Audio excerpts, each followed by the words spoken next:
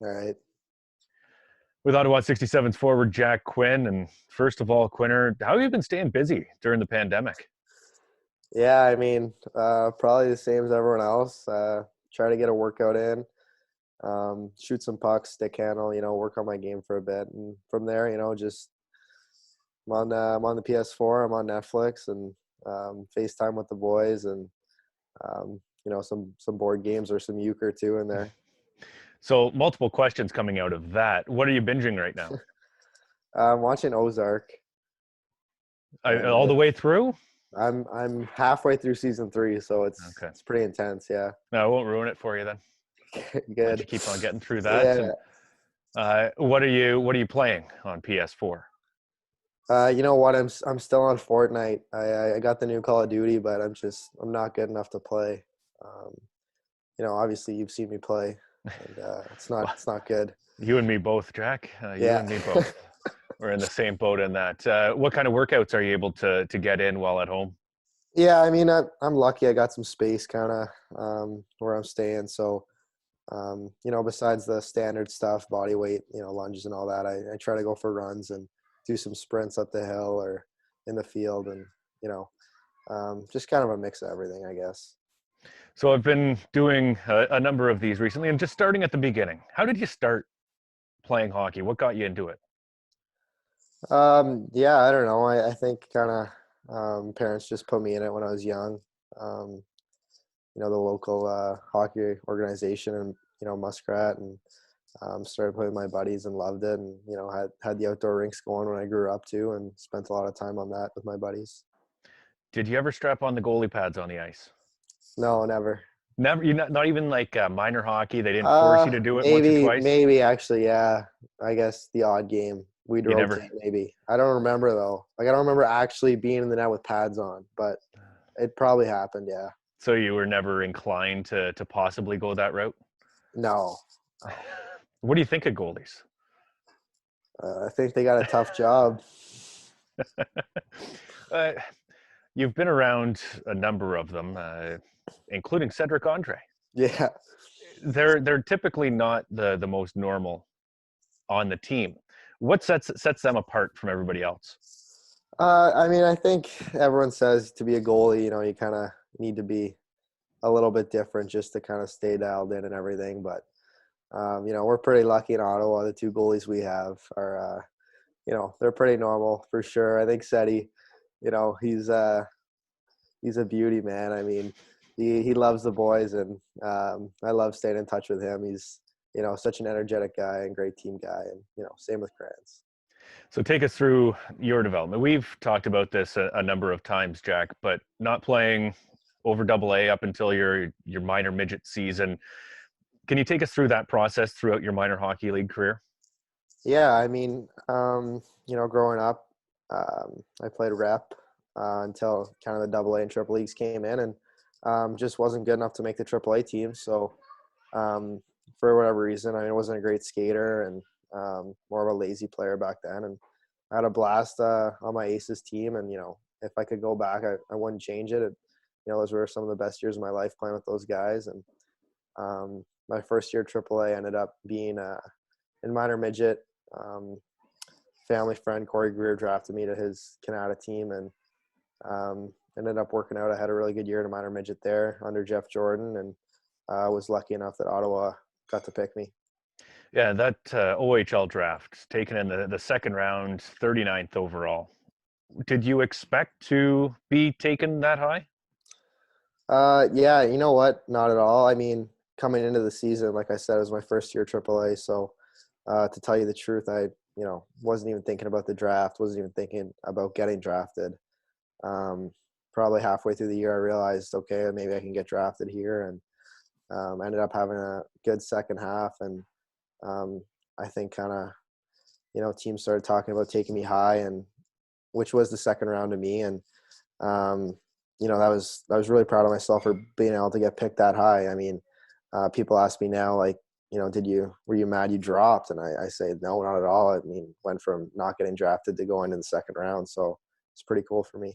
52 points in your minor midget season out of the HEO. Just some thoughts on that development model because there's been some guys who have left to go to Toronto and haven't taken it maybe as seriously as some of the others. You thrived in Yeah. that scenario where in that midget. Why were you able to get through it, and what do you think of the league? Yeah, I mean, I can't compare it to what it was before because, like I said, I didn't play in it. But, I stepped into that league and I thought it was great. It was the best thing for me. I was lucky enough to have a great coach, like I said, and Jeff, and great owner and Corey who took care of the team well. And I just I liked how it was set up. I mean, we had 2 good practices a week and 2 games a week. And, we worked hard in practice and games were on the weekend. So, worked out for traveling there too. And no, I think I was in a great situation, and I think it's a good league, honestly. Take us through your rookie season, because you weren't full-time with the Ottawa 67s. CCHL Rookie of the Year, not a bad stepping stone. Can you take us through that entire year for you, including your 8 games during the regular season with the 67s? Yeah, I mean, started at camp. I thought I had a really good camp, actually, as a 15, 16-year-old or whatever. And I was pretty disappointed when, Andre said, we're going to send you down, and took it pretty hard. And, um, obviously at the time it's hard to kind of see that that's the best thing for you. Looking back now, I think it was for sure. But at the time it's tough. And, I ended up going down to Canada, and, we had a great team there. And, again, I had a ton of fun, had a blast that year, got to work on my game a lot and played with some good players and, like Nosita and guys like that. And, ended up having a good year there. At the same time, I got to play in some games with Ottawa, like you said. And, it was just, the guys were great. I still went to school with them at Blythe and worked out with them at Youngers. And so I kind of fit into it with the boys in Ottawa. So kind of the best of both worlds in that case. And you have to tell the story about your first OHL game. Yeah. Um, yeah, I don't know why, but I ended up flying in to play in Hamilton. I don't know the story. I forget why. But the boys were giving me a hard time about that, kind of taking a flight in and whatever. But no, it was a pretty cool experience. And I remember meeting you there at the rink. And remember the guy chirping me on Twitter there, your tweet. That was pretty funny to look back on too. But definitely a pretty cool first game. And heading into that playoffs, that first year, your Canada team was eliminated from the playoffs. You were able to join. I think it was for game 4. Yeah. How did you feel jumping into the lineup midway through that playoff series? Yeah, I mean, I thought it was pretty cool. Obviously disappointing. My Canada team got beat out, but I was really grateful that, I could kind of jump up with that club. And not even just to play, but just to be there was cool for me. And to be able to get in a couple of games too was kind of just on the top of that, a great experience, and helped me kind of moving forward with my hockey career, I guess. Yeah, do you feel like that was maybe a stepping stone towards the next year where you're able to take that next step during your first full season in the OHL? Yeah, for sure. I mean, playing a good team in Hamilton, and I think I played pretty well the games I played as a 16-year-old. So kind of just gave me the confidence that, I can play in this league. And, it's again, I think just the confidence. Yeah. The one thing that I'll remember about that series with you was I think you made a 5-foot saucer pass that went at least 3 or 5 feet in the air. And it was at that point you could tell that, okay, this kid's got talent. So long as everything else comes together, you've got a player. At what point did you feel like you could become, I don't want to say what you are now, but an established player in the OHL?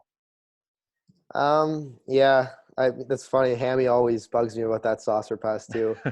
But you know what? I think I realized when I was in junior A and was doing well down there that I could, be a really good player and produce at the same level in the OHL. And obviously it didn't happen the next year as my 17-year-old year.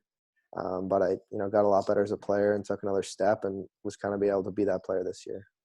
Was last year the 18-19 season, was that a difficult one because maybe you anticipate having a little bit of a breakout year? You still had 32 points, but on such a stacked team, and you guys were, maybe that playing time just wasn't quite sufficient to get you up to that next level. Yeah, I think you said it well. I mean, I wouldn't say it was the playing time, but coming into that year, I think I had higher expectations than what I achieved. And like you said, you want it to be a breakout year. And it didn't really happen for me. It was still a great year for me, and I took a lot of steps as a player, but was kind of disappointed with it in the end, and wish I could have done a bit more. So I think it kind of helped me to have a little bit more motivation for this year, and made the breakout year this year. Wi- With such a stacked team last year, the goaltending that you guys had throughout the year, and practicing against them, practicing against the same defense for basically 2.5 years, how much better did that make you with all the guys that have gone through in the last number of years?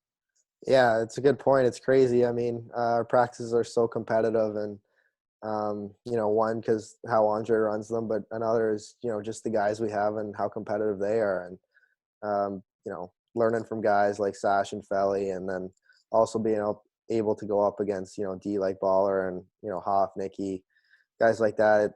It's just prepares you for games. I mean, people ask me kind of who the toughest D are to play against in the league, and I have trouble giving an answer because the truth is, I'd say they're all on our team. During your first full year in the OHL, Showtime was a nickname that you earned. A lot of your 12 highlight reel goals came via the highlight reel. Even the start of this year, you had the same type of thing. Has that always been a part of your game, being able to score a spectacular goal or two? And as later on in the year, the greasier goals seem to start coming alive a little bit more. And was that something that you concentrated on? Yeah, it's funny. I mean, I think growing up, I kind of always had the skill and the touch.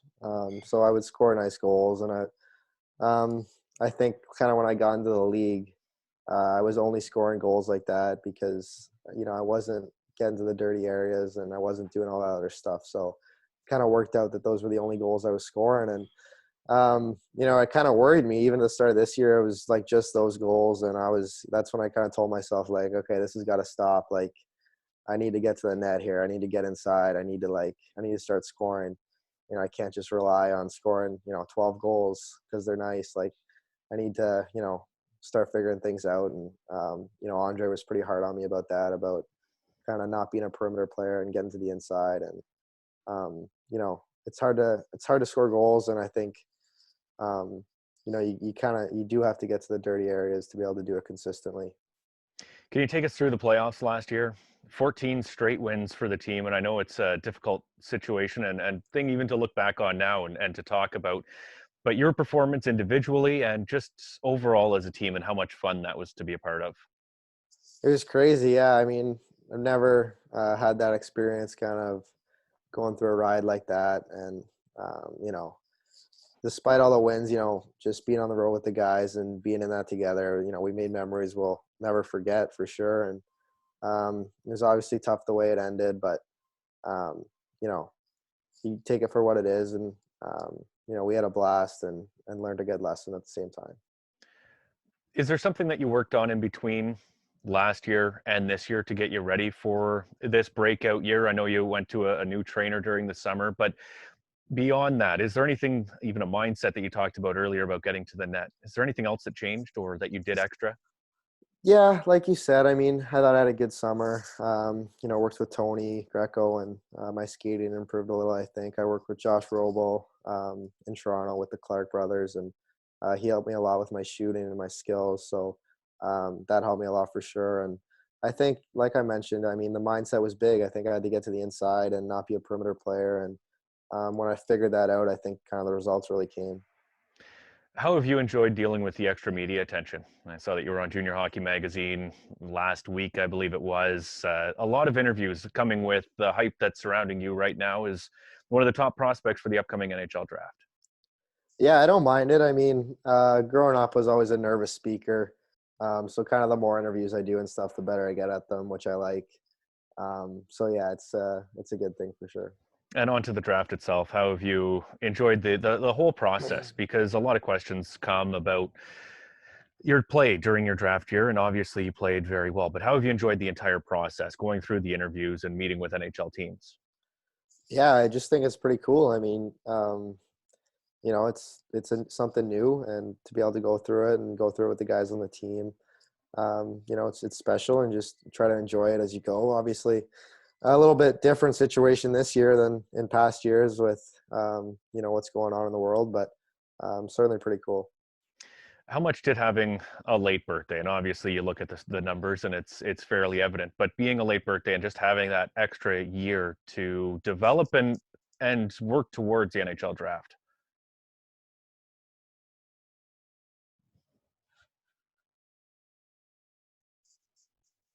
Yeah, I'm pretty lucky here. Not last year. So if my draft year was last year, obviously things would be a little different. I still think I would have the same year this year, but it just so happens that kind of the year I had happens to be in my draft year. So definitely, it's pretty lucky to have that extra year. Was there anybody that you leaned on going through it? I know Marco Rossi going through the same situation as you did, but is there anybody else that you looked up to or asked questions of? Yeah, I mean, I talk to Felly a lot. We're pretty close, and if I have any questions or just want to talk about hockey, I'll send him a text or be on a call with him. So he's a good guy to kind of look up to. Obviously, a lot's been made of Marco Rossi and his outstanding season leading the CHL in scoring. Being alongside him each and every day at practice and seeing him in games. I know you two didn't play a lot together throughout the regular season on the power play. You did, but what makes him such a special player? Yeah, I mean, there's everything. I think if you watch the game, you can see all his attributes for yourself. His hockey sense is unbelievable. His playmaking's unbelievable. His compete's unbelievable.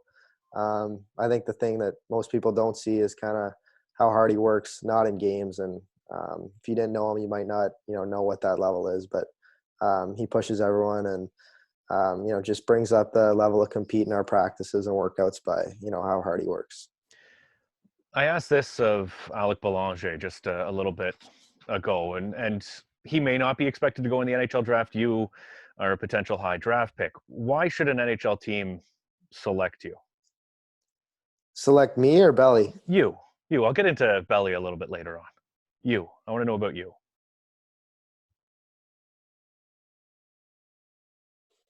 Um, you know, I'm an offensive player, can create chances and score goals, and we'll show up every night to compete.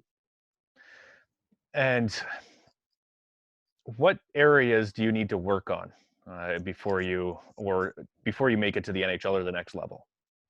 Yeah, I want to keep working on my skating, kind of my first 3 steps, and being explosive. And I think they got a lot better over the last summer, and they could still get a lot better. So having that extra quickness, I think, would really help at the next level. All right, some guys that are around the team that may not be drafted, but who had some pretty good years, especially later on in the year. A guy like Cam Tolnay seemed to really step up his game. Give us a scouting report on Cam. Yeah, Tolles is good. He's a guy you want to play with, that's for sure. Kind of like Marco with great hockey sense and reads the game well, and he's a playmaking center. So he's gonna have the puck in the middle of the ice, and he's gonna set guys up, and he's good at the defensive zone too. Your line mate for a little bit of the year, Alec Belanger. Yeah, he's good. He's so naturally offensive and has so much skill that people don't realize. And to go with that, he's a workhorse. He's gonna do all the dirty jobs and get the puck in the corner and go to the net. So he's really good. He's really underrated, and I think he's gonna prove that. That's for sure. And Will Cranley. Yeah, same with Crans. Like I was saying earlier.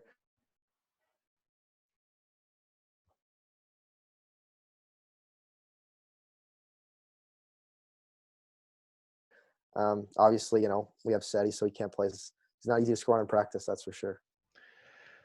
Your line mate for most of the year, if not all the year, Mitch Holscher, still unsigned by the New Jersey Devils. He had a fantastic year, as did you. Would you be surprised if New Jersey doesn't take the opportunity to sign Mitch Holscher?